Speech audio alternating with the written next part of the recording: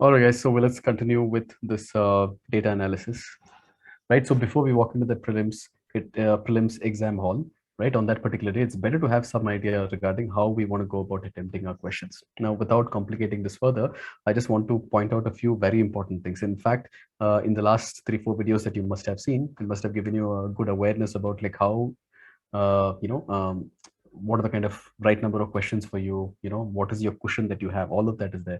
But in my opinion, this is the most important thing that we've got to know, right? And I'll tell you why exactly, right? And I swear by this, right? See, for instance, it is always better to look at solving these questions not only as what is the right answer, but what is not the right answer, rather than trying to take a look at this as 100 questions that need to be solved. Okay, 100 as in, how many ever you want to solve within those 100, right? It is better to look at it in terms of 400 options that are there in the exam. Okay, in that exam paper, in your question paper, right? For instance, if it's 400 options for every single question, 100 questions for 4 options, right? Now you take every single one of these questions and just pay attention to what's happening here in this particular table.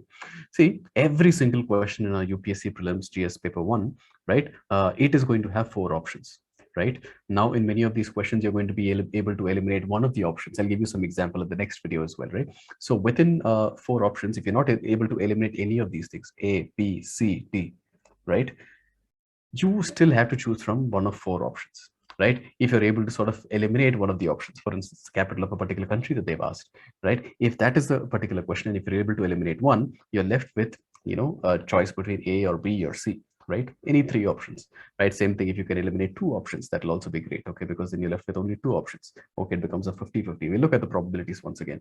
And if you're able to eliminate all 3 options, okay, you're left with only one, right? So essentially, you have only one option that is left, and that is going to be the right answer, right? So keep this in mind, right? So let's analyze this from the process of elimination, right? So even if you take 10 questions, right, if you take a sample size of 10 questions, and in those 10 questions, let us say that you're able to eliminate none of them, right? So it is basically like eeny meeny miny mo, right? You're going to choose, any of those 4 options. The probability of either your choice, okay, whether it is an A or a B or a C or a D, that being right is only going to be 0.25. Okay, because 1 out of 4, right? 1 out of 4. Now if you do the math here, okay, for every 10 questions, you will notice that in general you're getting approximately 2.5, right, or 7.5. That is if you take 10, right? If it is 100, you will probably understand that it is going to be 25 and 75. But the more important thing is that when you're not able to eliminate any of these, right, based on this probability, net the gain that you get from getting right answers and the negatives that you get by getting the wrong answers are going to cancel each other out, right? So when you have, so if the probability is of 0.25, as in you're not able to eliminate any of these options, okay, and it's like one of those eeny meeny miny mo, this feels like the answer, that kind of an approach without having some sound logic or some knowledge to basically back that, your net score is going to be a 0, right? But at the same time, if you can eliminate, process of elimination, right, if you can eliminate even one option, the probability gets better. Okay, it could be A, B, C, okay, any one of these things. Immediately for every 10 questions, if this is the pattern, you'll start noticing that, okay, 2.22 is a positive gain, but that is still minimal, right? It's not going to fetch you from, let's say, a score of 75 to, some high score. Okay, even with 10 attempts, you're basically barely getting 2 marks, right? You can understand that's like almost like one question ka extra mark, but it's still landing you in a positive. Now at the same time, if you can get that question and eliminate 2 options from there, you're left with a 50-50 chance. Okay, 0.5 probability of getting that right. So that leaves you with a 5 and a 5. That leaves you with 6.67. And if you can eliminate all 3, very few questions you'll be able to eliminate all 3. Even eliminating 2 options in many of these questions is going to be relatively, you can call that a win. No, I'm not going to call this guesses. Okay, it's basically attempts. Okay, it's attempts, right? So this kind of makes sense, right? So I hope this helps. But primarily this video, I mentioned that this is one of the most videos, when you're thinking about your prelims, because the reason why I mention all of these things is to introduce this idea of probability, right?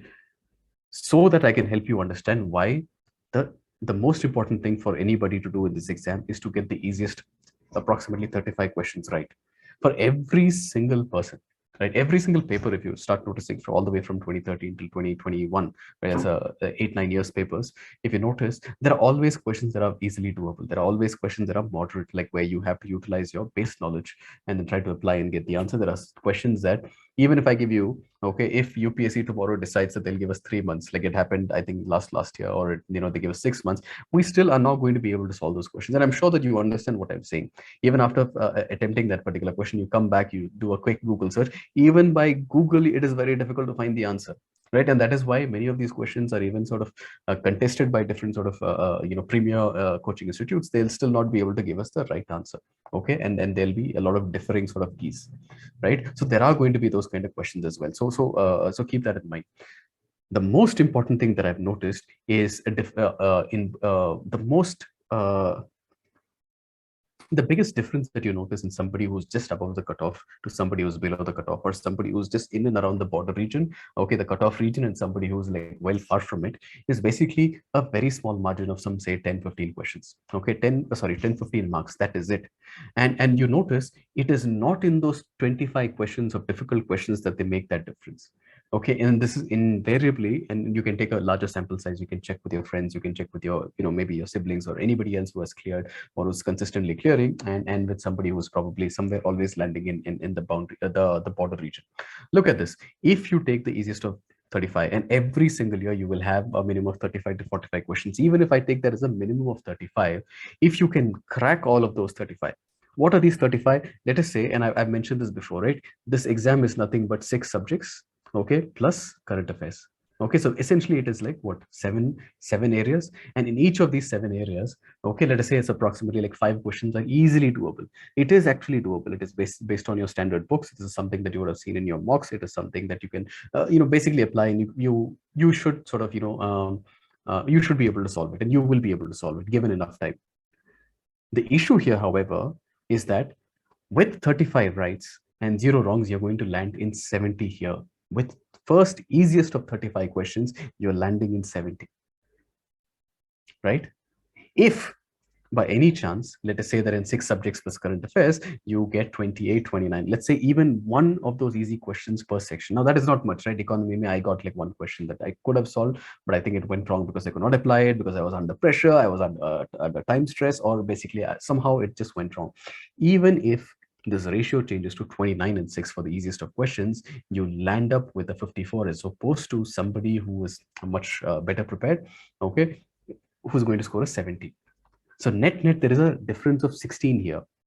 Okay, so regardless of what you do in the rest of the 65 questions, okay, there is already a lead that you've conceded of 16. Right now, when you look at somebody who's scoring a 16, always remember that 16 need not be because that person was better able to solve those difficult questions. And it generally never is. Right, I used to have a much higher margin, and I don't think it is because I have a much better idea or a better sort of a skill set to solve those difficult questions. But when it comes to the easily doable questions, generally I would prefer not to make mistakes here, right? So this is one of the most important things, and also just pay a little more attention to this thing. If you are here, okay, where in the 6 subjects plus your current affairs, the easiest of the questions, 35, always doable.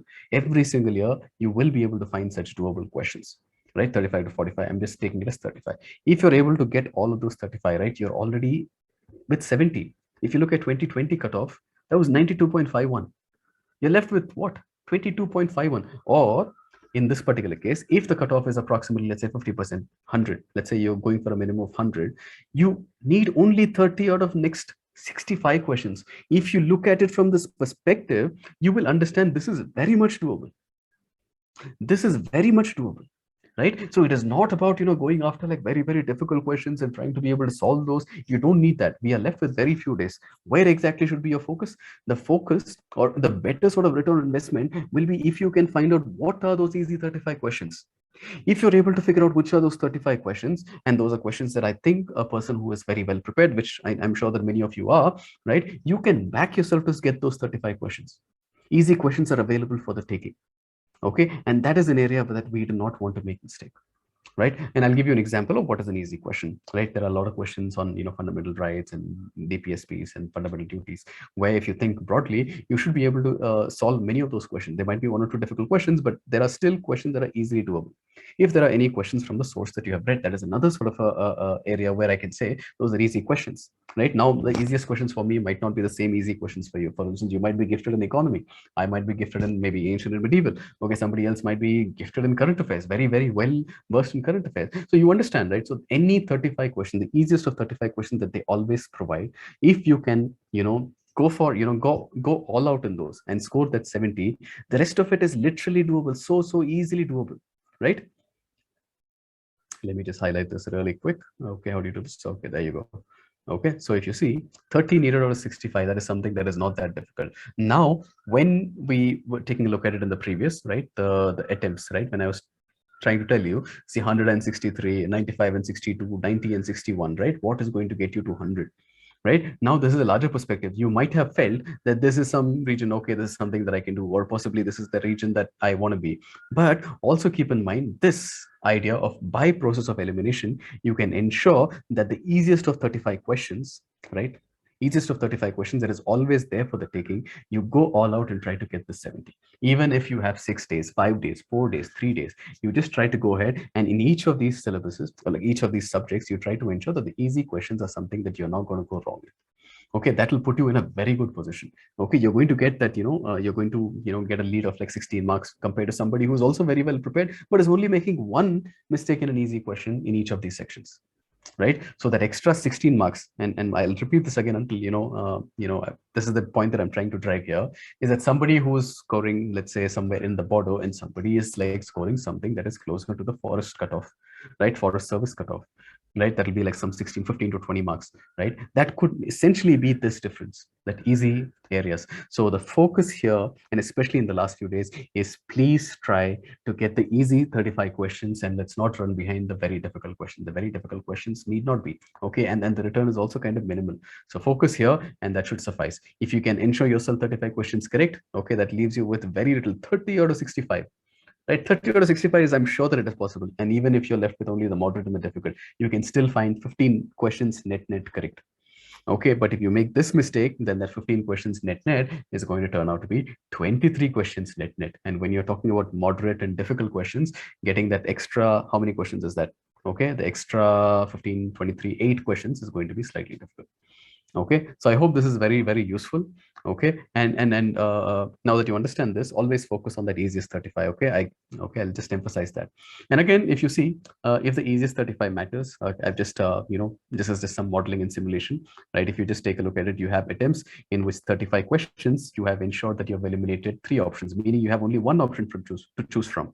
Okay, all of those things are going to go right for you. Okay, same number of attempts, 85 and 85 in these two. You may want to pause and just take a look at these things. All I have done is that instead of eliminating all 3 options, or having crisply knowing that this is the answer, 5 questions, I've just made it as a 50-50. You kind of know it, but you're not 100% certain.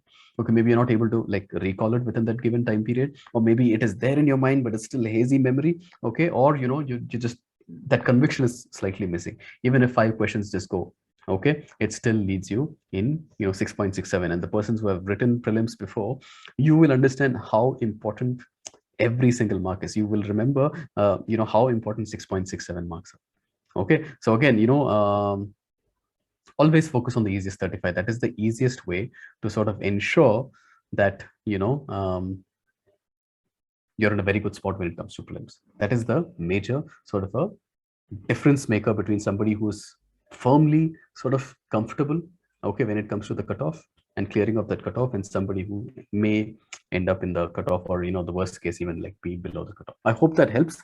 Okay, utilize this, and I hope this in the last 8, 9, 7, 6, 5, how many ever days that you're going to see this video, right? It will still help you sort of focus on the right things. Okay, time is limited. Okay, so we hope that you will put your thoughts and your preparation, the priorities in this area, which is the easiest of 35 questions. Okay, we don't want to make any of those mistakes. And if you do, the rest of the 30 questions out of 65, I'm sure that you will do really, really easily. Okay, so wish you the very best. Make it count. Okay, and see you soon in the next video.